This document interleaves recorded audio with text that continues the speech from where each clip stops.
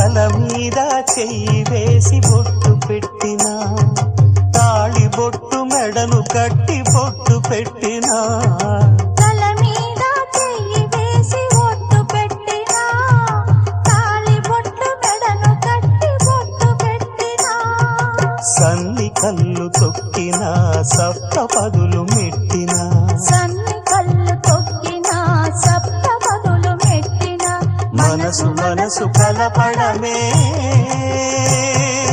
మంత్రం పరమార్థం.